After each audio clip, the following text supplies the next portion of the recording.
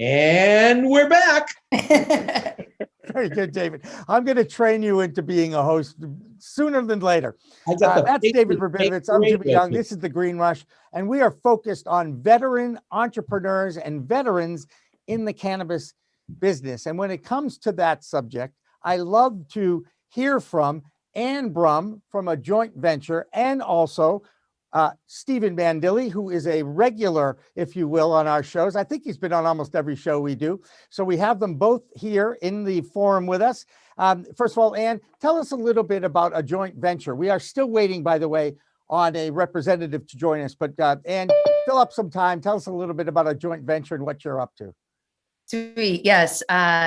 Joint Venture and Co. Thank you very much, first of all, Jimmy and David, for welcoming this conversation, which is important with veterans in the cannabis space and hemp space, and the value of investing into veterans and their families as a part of our development of this industry, both plant touching and ancillary. So thank you very much for welcoming the conversation. It's always great to collaborate with you, Jimmy, and your team on being able to come up with some beautiful content and hopefully make an impact with all the viewers who are watching this live and on the reruns here. So good evening, everyone. My name is Ann Brum. I'm the CEO and founder of a small agency known as Joint Venture and Co. We're based in Massachusetts. And we serve the New England as a region. However, our campaigns have affected nationwide. And we tend to focus on different communication, branding, and initiatives. So anything to do with that, we tend to really want to create, curate, and execute on. And I'm psyched to be able to have our colleague, Stephen, who is joining Joint Venture and has been since late 2020. And he's really leading our front when it comes to our legislative and veteran affairs, and really offering amazing insight consulting for those areas of expertise. And I'm so thankful to have had Stephen join the team. So thanks, Stephen, as well. And Stephen, I think we have your representative friend, Michael Soter, with us. At least I see him in the waiting room, and now I see him on our forum room. So that's good. Representative Soter, thank you so much for joining us here today. Thank you. Thank you for having me. How are you? How are you? Nice. So I'm Jimmy Young from Pro Cannabis Media. David Rabinovitz is also in the room. He's with MassCan and Cannaventure. Yep. But let's cut right to the chase, guys. I understand that there's a bill in the Massachusetts Senate that is going to actually define medical marijuana conditions for veterans. Is that accurate?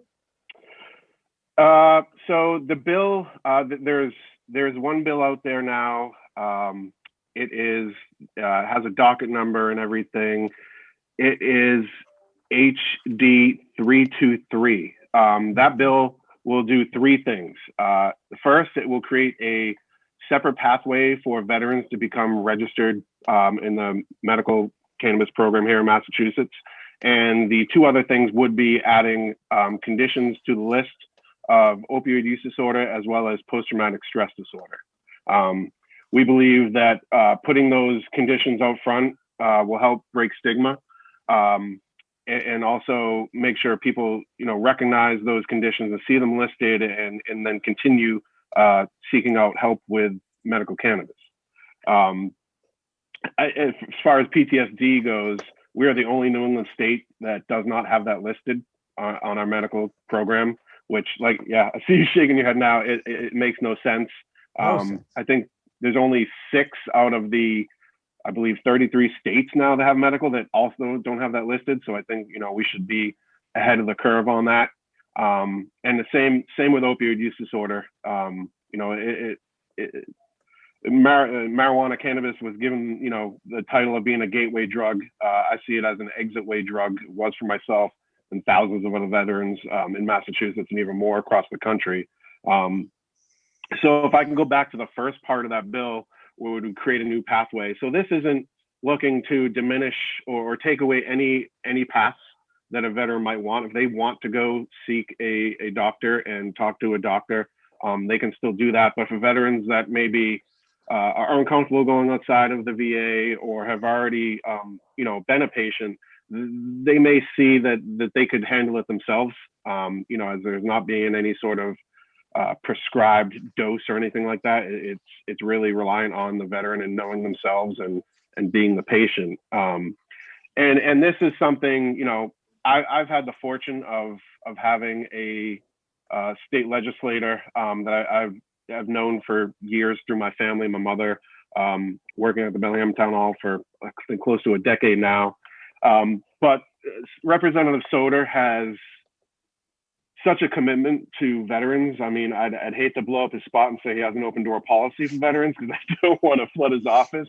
But I mean, he cares about his constituents and not only cares to listen, but cares to follow through with action. And I approached him about this and wanting to help my sisters and brothers in arms, that are facing so many problems right now. We have a veteran suicide crisis. We have a veteran overdose crisis. And I'm just out of desperation, just looking for things that are helpful. And cannabis, with having no overdose deaths reported in history, and being a lot safer than a lot of those other medications, I wanted to make it as accessible as possible. And, on top of working with Representative Soter, I've had the fortune of working with Ann and Joint Venture Co. and some other organizations that are really dedicated to veterans issues. And we did a year-long study back in 2019, which feels like decades ago now. Along with PhD Dr. McNabb as well. Yep.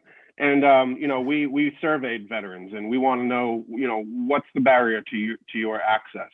And, we took that information and now we're trying to remove those barriers. Top barriers were cost of product, availability of product, cost of getting a card, and also owning a firearm.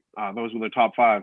And we also have a second bill in the House that is HD 703, which is an act preserving Second Amendment rights for medical marijuana patients. So something very important as a patient, as someone that's trying to heal, you shouldn't have to give up constitutional rights to do so. There may not be any activity now for anyone trying to do anything, but in the past in Hawaii, they worked with federal agents and money and resources went to helping bust people for cannabis. So we're looking to be able to stop that before it happens, and say, why didn't we do that? And all these bills are, not trying to reinvent the wheel here. So I've done research on a lot of different states and trying to find the best of what's going on now. And we're just piggybacking on that. And these seem like things that you would think are automatically done, but you've got to do the research and be aware of what's going on. And I want to help other veterans to do that. And that's why I've joined Ann and Joint Venture Co.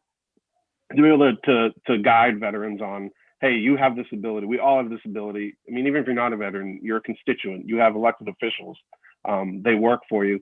If you don't reach out to them, they have no idea what you need. So just really trying to help, educate and inform other veterans on this process, because I feel like these bills should be in every state, and that only happens by residents in those states bringing them forward. Well, and their representatives, like Representative Soter here today. Let's bring in our representative here. What an intro for you, Representative Soter. I believe you're from the Worcester. You represent the Worcester area. Is that accurate? 8th Worcester District, which is Blackstone, Bellingham, Uxbridge, and Blackstone, Bellingham, Millville, and Uxbridge. That's the 8th Worcester District in the state legislature.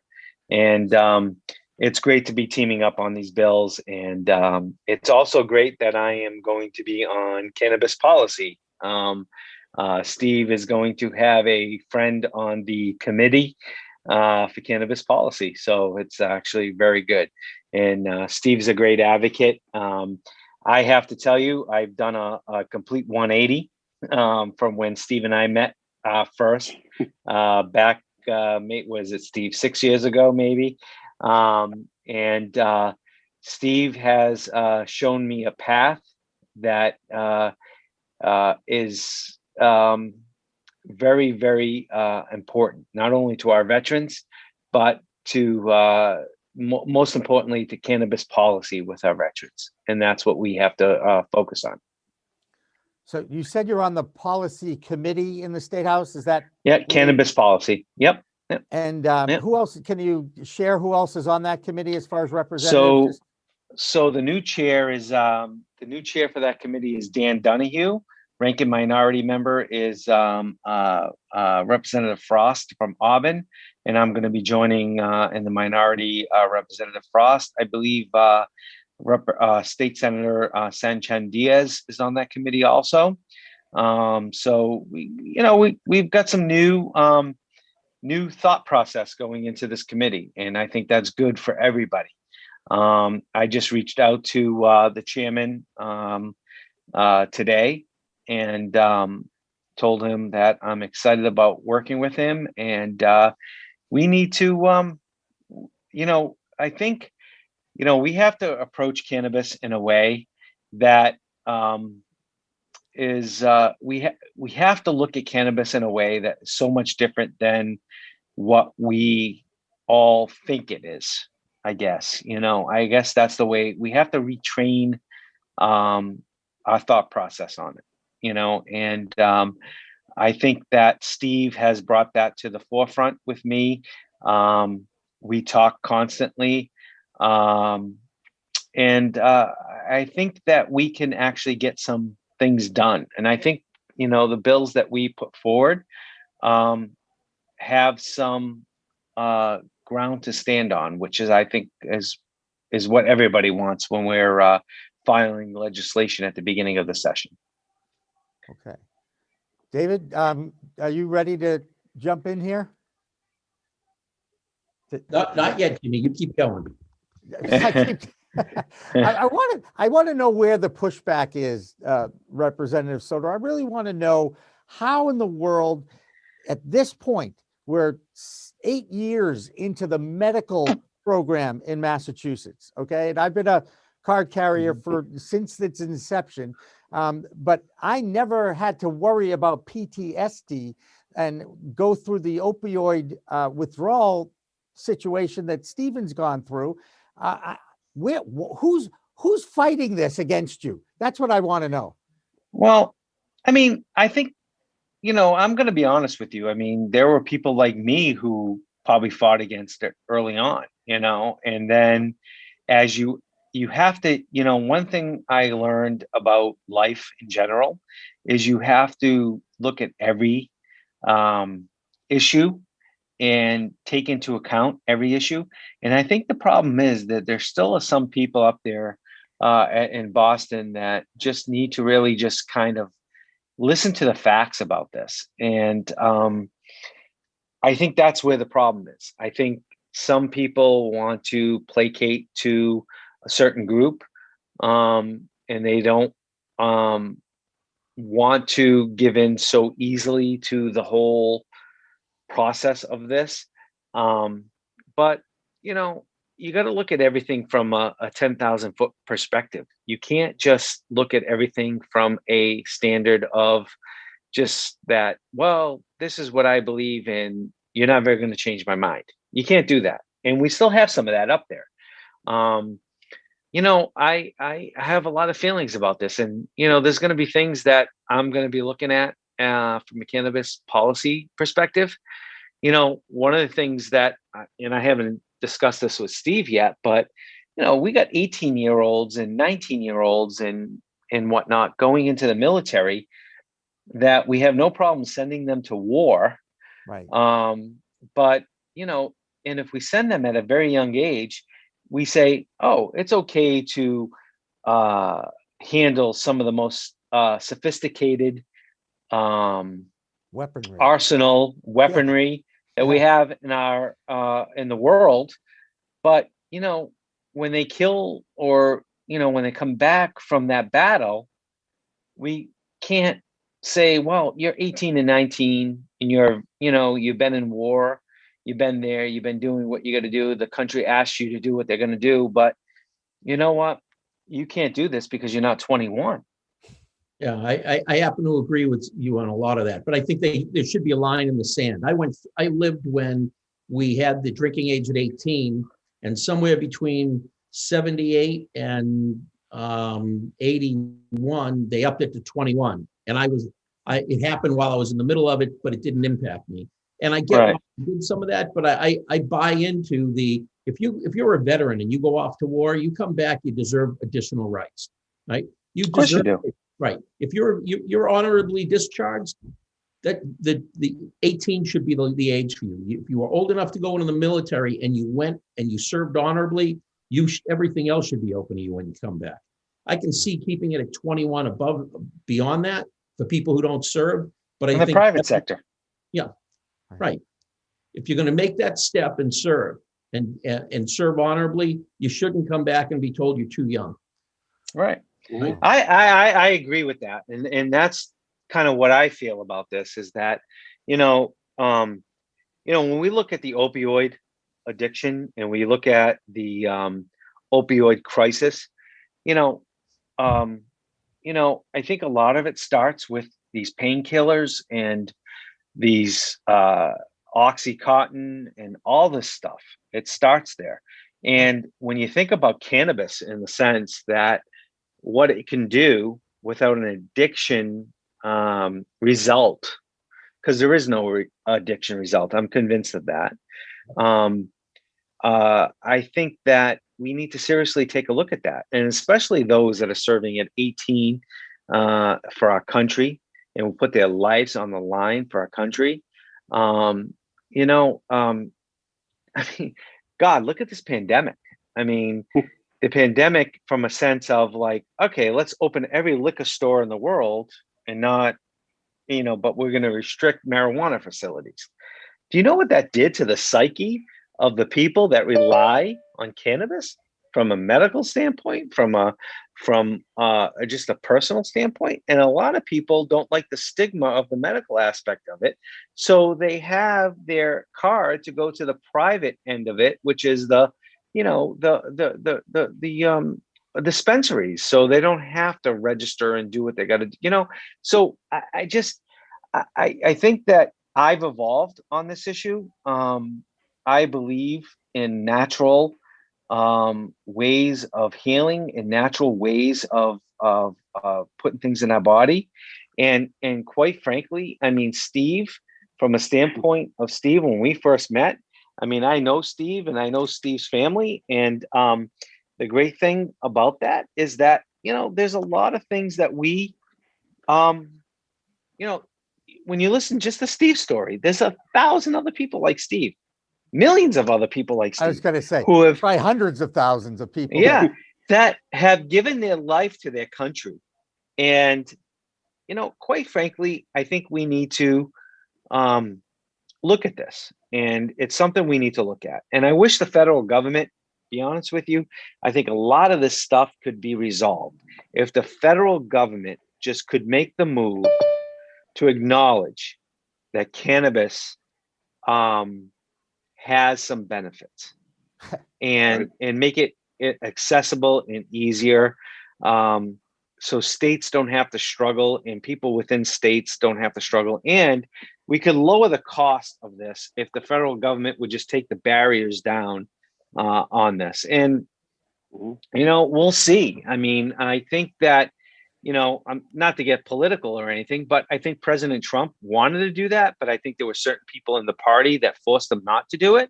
And I think, I'm hoping that President Biden will look at this from a perspective of, hey, we need to finally do this. But we'll see. I mean, we'll see. I mean, that would help us tremendously, especially for those that, even with the medical marijuana, tax, forgiveness or whatever you want to call it, that you don't have to pay the taxes or the tax discount. It's still very expensive for a lot of people. And, it forces us to, if you can't afford it, go and buy it from places that are not, I don't want to say regulated, but are regulated. And we don't want that. We want to be able to help these folks get the right product, know what's in this product. These are people, especially veterans. I mean, they have given so much, Steve has given so much. His family has given so much. His wife has given so much. His mom, everybody gave so much just in that one instance, and multiply that times hundreds of thousands that have. And like I said, I have evolved on this. Steve knows I've evolved on this, and it's because of Steve. And this was an important committee that I requested to be assigned to, because I think there should be a Republican conservative approach to get our side on accepting this. And that's what I want to do. Yeah. Yeah, this So, is such. it's interesting you brought up a political party, because if you look at the latest research on who is out there that is supporting federal legalization, again, party lines. And I appreciate the fact that you are willing to look at the science and the research. And I think Ann mentioned Dr. Marion McNabb, who's a friend of us all here, and has spearheaded a lot of the research and the pro-cannabis movement out there. Let me ask you a question as a representative. Who comes in to educate you about this product? Steve. In his spare time, or what? I mean, well, and data. I mean, right. There's a benefit. I have friend. Steve's a friend, and it's a benefit.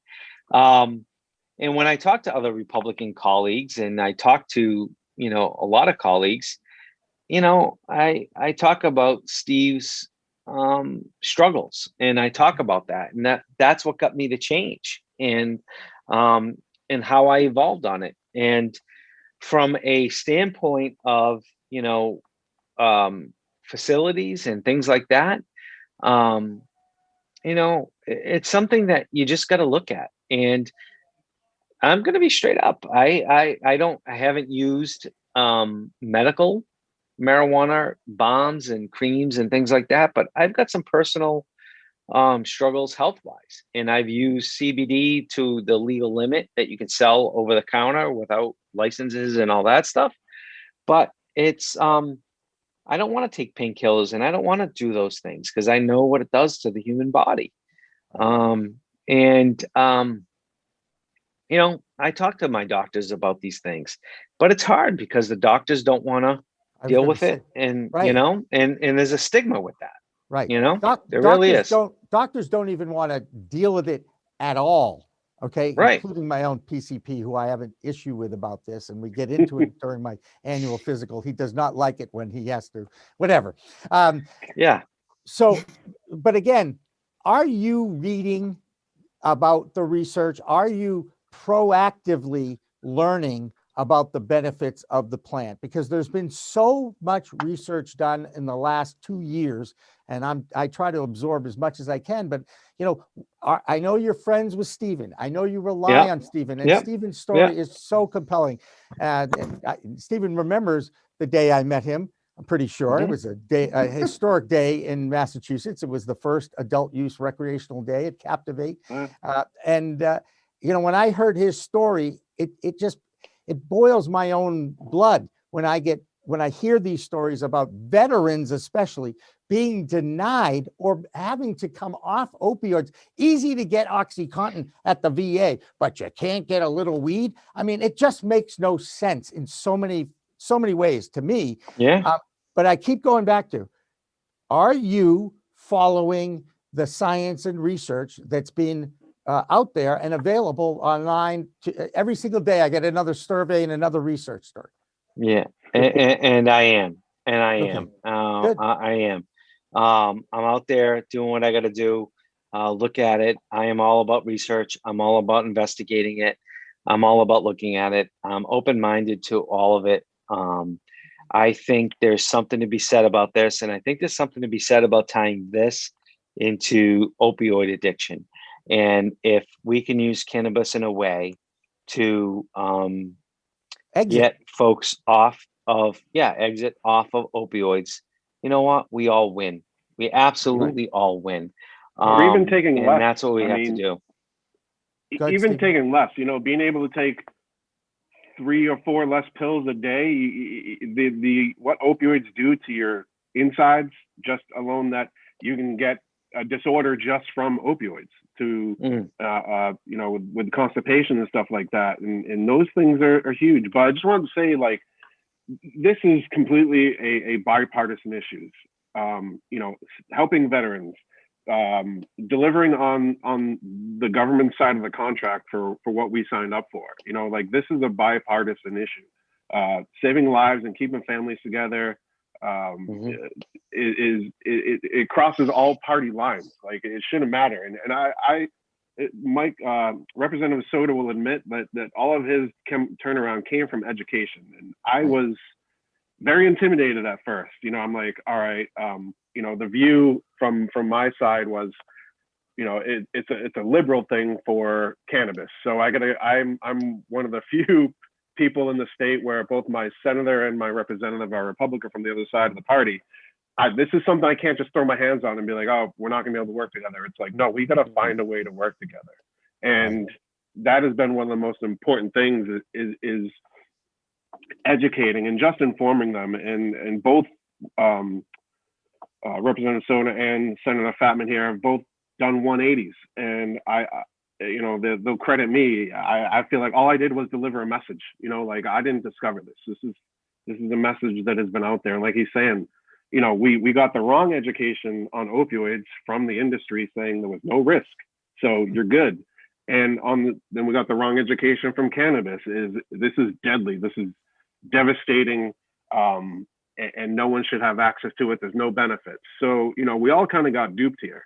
So it's on us to really educate ourselves. And like Representative Soter was saying, there's tons of resources out there now. Like, you can look at peer-reviewed studies. You can look at research. You can look at our study at cannabisadvancementseries.org that is 2019 and had veterans from 48 states participate and give feedback and share everything about it. So you can also refer to that, but also, as civilians, being informed in the power of our voice and being a constituent and working with our local municipalities and local legislators at a state level. Representative Soter, what advice do you have? I know we have a couple minutes left. I'm a child of a veteran. I have a brother-in-law who's serving overseas actively. I have in-laws that are veterans, but for us that are looking to support and enrich and understand and know that these pieces of legislation are out there, what can we do to help support and move the support, to move, I was going to say the needle in the right direction. That's not what I want to say, but to help these initiatives make a systemic and sustainable impact? Well, I think education and talking to the reps and talking to all of us up there is key, and bringing the points and driving home the points is essential. And I think, Steve is a great advocate for that. But Steve needs a lot of help from a lot of other veterans too, to believe in what he believes in. So I think that would be the key that we need to focus on. I think with this new leadership and Chairman Donahue coming in, I think you're going to see some different changes coming in, and I think you're going to see a lot of progress coming forward on cannabis. So, and we can provide public testimony. We can write in. We can offer a video. Yep. We can email. So we understand it's a process, a 13-step process to be exact. 2-year legislative period. So the bill's the deadline was on February 19th here in the Commonwealth of Massachusetts. We know that it's going to be about 2 years, and there's like this influx of hurry up and then we wait, and then this hurry up and wait, and to participate and support. Yeah, and I got to be honest with you, the pandemic doesn't help with any of this. But I think, I think when Chairman Donahue sees that he's got some Republican support and bipartisanship, I think that helps with a lot of things too, moving things forward. So, that's what we hope for. So, and that's what we're going to keep advocating for. All right. Well, Representative Soter, I so appreciate, totally up to you. What we do now on this show is if you want to stick around and hear from other veterans that we have lined up. But you have a very busy schedule. Yeah, I can't because today's my one of my final days for accepting co-sponsorships, and I'm doing that as we're talking. So if I could, I would love to go finish that.